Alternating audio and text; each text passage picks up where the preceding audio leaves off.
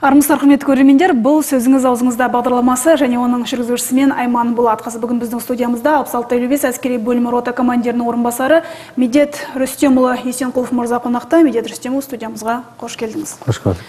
Қазір елде көктемгі әскерге шақырту науқаны өтіп жатыр. Басталды, 1 наурызда басталды, маусым айына дейін жүреді. Енді 66-55 әскери бөліміне де қабылдау жүреді. Жалпы қазір қанша көктемгі маусымда қанша сарбазды қабылдайын деп жатырсыздар? Және бұл бізге 66-55 ішкі әскерге қай уақыттан бастап келе бастайды сарбаздар? Және әрмен қарай жалпы жұмыстар жөнінде сұрақтар болатын болады. Сөз кезегі өзіңізде. Ең алдымен барша алаш жұртын өткен 22 наурыз мейрамымен, әз наурыз мейрамымен баршаңызды құттықтаймыз. Осы жаңа жылымызда барлықтарымызды жаңа табыстармен, жаңа белестер күтіп тұрсын деп айтамыз.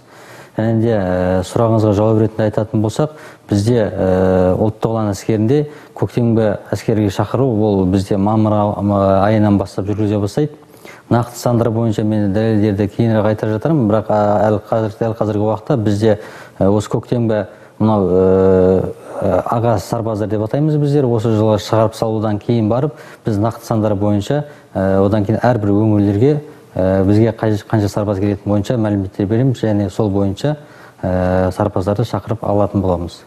Осы жылы бізде осы көктем мерзімде ауылына жіберейін деп тұрған сарбаздарымыз ішінен дәл қазіргі таңда бізде 24 сарбазымыз келісімшарт бойынша әскери қызметші болып, қалғысы келіп, өзінің өтініштерін, құжаттарын тапсырған. Ол кісілердің жаңағы құжаттарына тиісті органдар өздерінің жаңағы тексерістерін жүргізгеннен кейін барып шешім шығатын болады. Енді қазір келісімшарт бойынша жұмысқа алу жалғасып жатыр ғой.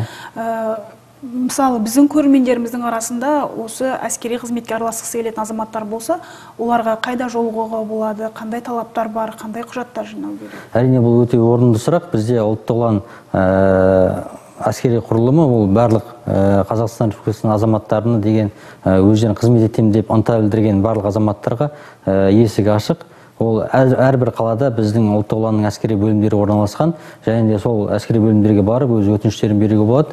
Мысалы үшін бізде Ақтөбе қаласында, бұл Есет Батыр көшесіндегі 39-А деп аталатын сол жерде барып, жаңағы кадр бөлімінен тиісті тізімдемені алып, құжаттардың сол бойынша құжаттарын жинап, дайындап, одан кейінгі құжаттарынан кейін бізде ол медициналық жаңағы тексерістен өту міндетті түрде. Сол бойынша сынақтарды, жаңа дене дайындығы бойынша ол міндетті түрде болады. Солар тапсырып өткеннен кейін міндетті түрде қабылданатын болады.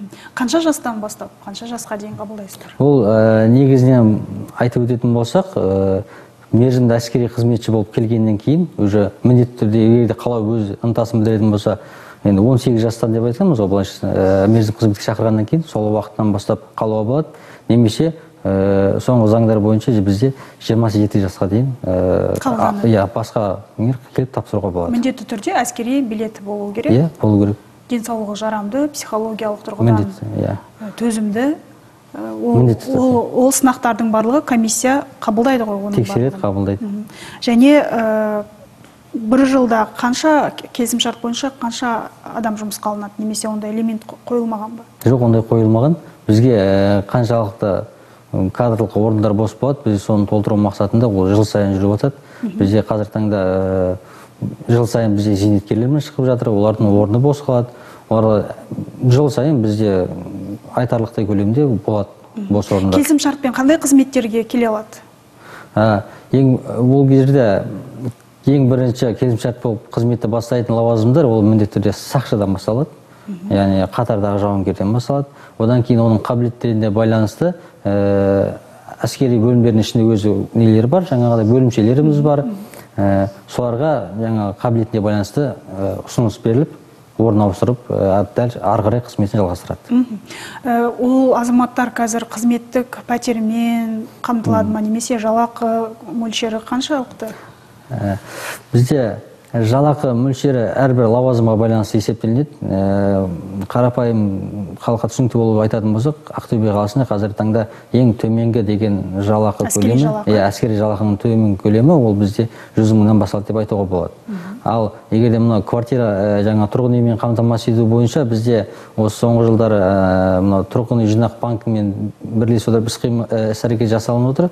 Өте бүкіл әскери қызметшілерге орынды. Яғни әрбір адамға бізде Ақтөбе қаласында 25 мың теңге жалақыдан бөлек ақша жаңағы банктың шотына түсіп отыратын болады. Ай сайын. Ай сайын. Егер де бұл бізде отбасы бар әскери қызметшілерге өте тиімді, көп балаларға, оның үстіне мысалы үшін бір әскери қызметшінің 2 ұлы болатын болса, 2 баласы және жұбайымен бірге 4 адамға жалақыдан бөлек 100 мың теңге, былай айтқанда бұл пәтер жалдауына да жетеді, иә? Жетіп жатыр. Бұл енді әскери мамандық қазір қызық, халықтың қызығушылығын туындатып отыр ғой, әсіресе жас жігіттердің, сондықтан енді бұл келісімшартпен әскерге келетіндер саны сіздерде жеткілікті деп ойлаймыз. Енді жоғарғы оқу орындарына осы азаматтарды жіберіп, әрмен қарай офицерлік лауазым алуға мүмкіндіктер бар ғой? Бар, әрине бар. Өзімізде солай оқыдық. Мен өзім 2010 жылы мектепті бітіріп, одан кейін осы ел жұрттан естіп отырып, бала күнгі арман дейміз ғой, былай айтқанда. Соның негізімен біздер осы Қызылжар дейміз, Петропавл қаласындағы ұлттық ұлан әскери институтына құжаттарымды тапсырдым. 2010-2014 жылдарға 4 жыл бойы сол жерде жоғары білімді алып, осы Ақтөбе қаласына мен жіберілдім. Осы Ақтөбе қаласына 2014-2016 жылдары жұмысымды атқардым. Одан кейін осы Шем қаласындағы жеке орналасқан ортаға сол жерге тағайындалып, сол жерде қызметімді атқарып, қазіргі таңда Ақтөбе қаласына келіп отырған жайым бар. Және сіз үздік офицер деген атақ алдыңыз? Иә. Ол атақты біз 2018 жылдың қорытындысы бойынша алып отырмыз. Және сол бойынша жоғары марапаттау бойынша болып жатыр қазір. Үздік офицер 2018 жылдың қорытындысы бойынша үздік офицер атандыңыз. Жалпы қандай талаптармен бұндай атақ беріледі? Бұл атақ ең бірінші ол офицердің өзінің қызметін атқаруы, қызметіндегі өзінің тәртіптік оқиғалары, одан кейінгі барып, әрбір әскери қызметші атуды білу керек, оқу ату жаттығуларын дұрыс өткізе білу, дұрыс қатысу, одан кейін кез келген офицер жаңағы физикалық тұрғыда дайындығы, сол қабілеттерін бәрі ескеріле отырып, жыл соңында қорытынды шығып, солай атақ алып отырмыз. Бұл атақтың қандай мүмкіндіктері бар? Бұл атақ негізі әрбір әскери бөлімде ол жыл сайын өткізіледі, және ол бір жылы бойы әскери қызметшінің атқарған қызметтерінің жемісі сарапталады. Ол бойынша келесі жылы біздерде жоғарғы лауазымдарға тағайындау үшін қызмет жоғарылайды. Жоғары лауазымдарға қызмет. Сіз қазір жоғары қызмет күтіп отырсыз? Құдай қаласа.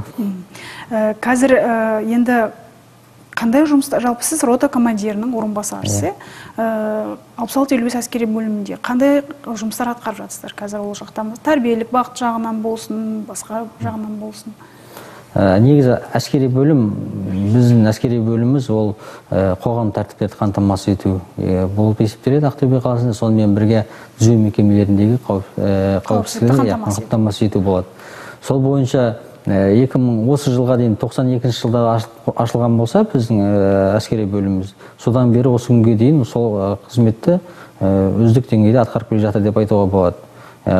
Оның ішіндегі тәрбиешілерге келетін болсақ, олар әрбір әскери бөлімнің ішінде тұрған тәртіпсіздікті болдырмау үшін ай сайын өздерінің тәртіптік жоспарлары бойынша жұмыстар жүргізіледі. Біздің осы ұлттық ұланға көп жағдайда қай өңірлерден жіберіледі сарбаздар? Бізде ол шектеу қойылмаған, қай жерден келетініне байланысты, өйткені кез келген өңірден бізге келіп жатады. Ақтөбенің өзінен, мысалы, облысымыздан сарбаздар қала алады ма осы өзімізде? Немесе олар басқа өңірлерге міндетті түрде кету керек пе? Ол жағы ондай міндетті түрде деген сөз жоқ, дегенмен де басқа өңірге жіберіп жатады. Ақтөбе өңірінде туылып осында қалған сарбаздар болды, олар өзінің спорттық нәтижелері бойынша жарыстарға қатысып жүрген, олар үздіктерге қалуға болады. Қазір сіздерде енді бұндай санды айтуға болмайды ғой, жалпы қанша сарбаз қазір жауынгер бар? Әскери құпия? Бар біраз. Техникалық жабдықталуы басқа да жағынан қалай қазір? қазіргі таңда тәуелсіздік алғалы бері Қазақстан Республикасында негізінде әскерге жалпы ұлттық ұлан болғалы қандай өзгеріс болды, қандай жаңалықтар болды? Ұлттық ұлан болғалы өзгерістеріміз көбейді. Одан кейін бізде оған дейін ішкі әскерге болсақ, ішкі әскердің міндетіне қосылмаған ұлттық ұлан болғаннан кейін тағы 2 пункт қосылды. Оның бірі, біздерде естеріңізде болса, 2013-14 жылдары мынау Қырғызстан Республикасындағы Қызғалдақ революциясы болған болатын.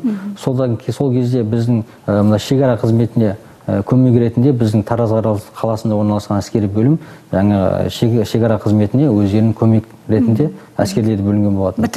Бітімгерлер. Негізі оған дейін бізде ішкі әскер міндетінде ондай міндеттеме болмаған. Соған байланысты осындай яғни міндеттеме қосылып отыр бізге. Яғни Қазақстан Республикасының шекарасына немесе аумағына қауіп төнген жағдайда шекара қызметіне көмек көрсету. Түсінікті. Енді тәуелсіздік алғалы бері біздің әскери жалпы бөлімдеріміздің де жағдайы жақсарды ғой, біршама. Қазірде бұл жұмыс әлі де ұдайы жүріп жатыр.